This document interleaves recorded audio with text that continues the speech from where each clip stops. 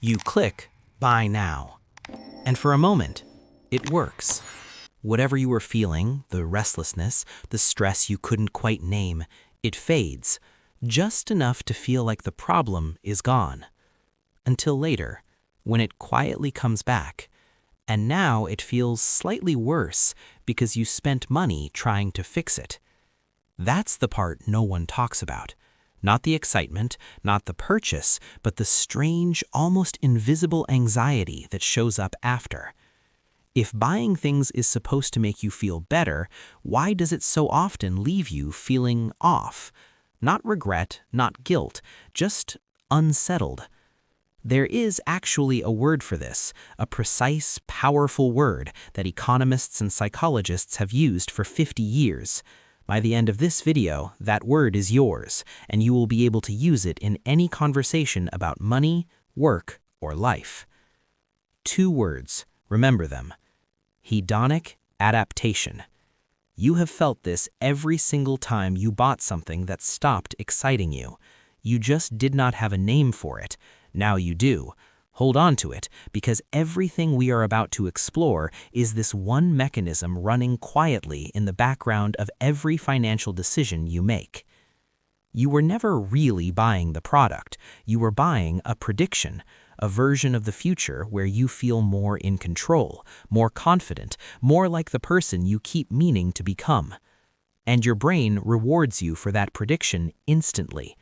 Neuroscientist Wolfram Schultz discovered that dopamine, the chemical tied to pleasure, doesn't spike when you get what you want, it spikes when you expect something good is coming. The high is in the anticipation, not the arrival. Which means the best moment of any purchase happens before the package arrives, when you decide, when you imagine it, when you picture yourself as the kind of person who owns it. That is when your brain pays you, not later. So by the time it arrives, reality cannot compete with what you imagined. You open it, use it, and within hours it becomes just another object in your life. The feeling you were trying to escape? Still there, now with a new question on top. Was that worth it? Now zoom out, because this is not a personal failure, it is a designed system. The average person sees between 4,000 and 10,000 advertisements every single day, each one carrying the same quiet message: you are slightly incomplete, and we have the solution. Psychologist Tim Cassers studied this for 30 years.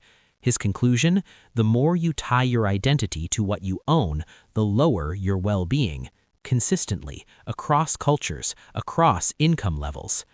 U.S. household debt crossed $17.5 trillion in 2024. That is not a number about abundance. That is a number about anxiety at scale. The system does not want you satisfied.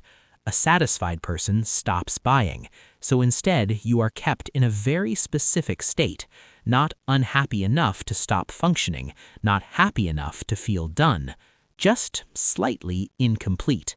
And that's enormously profitable. Now, that term I gave you at the start. Today's money term, hedonic adaptation. The process by which your emotional response to any new thing, a purchase, a raise, a promotion, fades as it becomes familiar.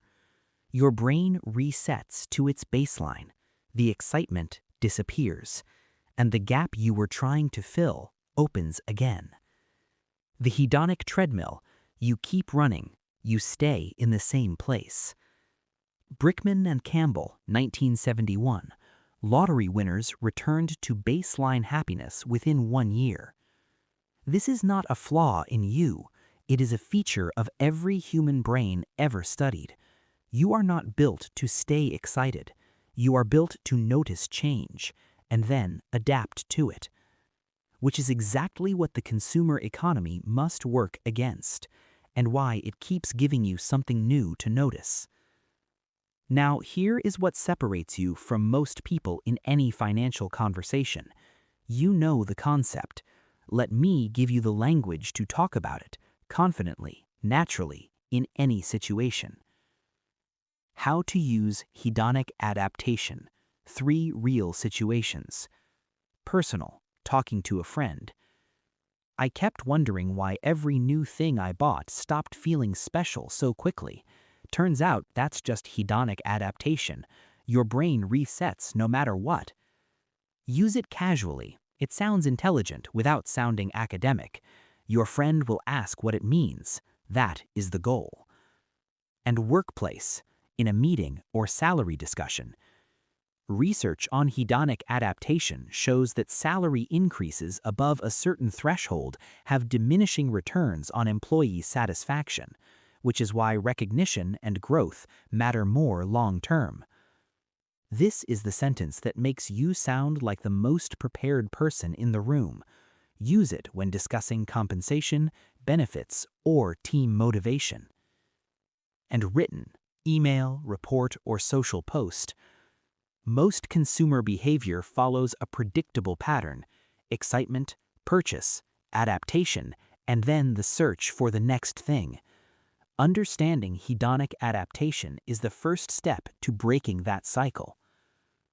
Strong for LinkedIn posts, financial writing, or any analysis of consumer trends. And here are 3 more phrases from the same world, words that educated people use when they talk about money and behavior. Learn 1 per day. Lifestyle inflation. When your spending rises as your income rises, leaving you no better off. His salary doubled, but lifestyle inflation meant he was still living paycheck to paycheck. Arrival fallacy. The false belief that achieving a goal will make you permanently happy. She worked for the promotion for 2 years, then discovered the arrival fallacy on day 1. Conspicuous consumption. Buying things to signal status, not for practical use. The luxury car wasn't about driving, it was conspicuous consumption, pure and simple. Diminishing returns. Each additional unit gives less satisfaction than the last. The 3rd holiday in a year gave him diminishing returns, less excitement, same cost. Before the final thought, 3 things, 30 seconds. 1. Use the term hedonic adaptation in a sentence in the comments about anything, a purchase, a job, a relationship. I will reply to everyone in the first hour. 2. Send this to 1 person who you think is spending money to manage a feeling. No explanation, just send it. They will know why. 3. Subscribe if you want 1 money concept and the English to talk about it every single week. That is the only thing this channel does. The next time you feel that pull, not a need, not logic, that quiet signal that says this might make things better, pause, just for a second, and ask yourself 1 question. Is this a decision, or is this hedonic adaptation looking for its next reset? Because knowing the name of something is the first step to not being controlled by it.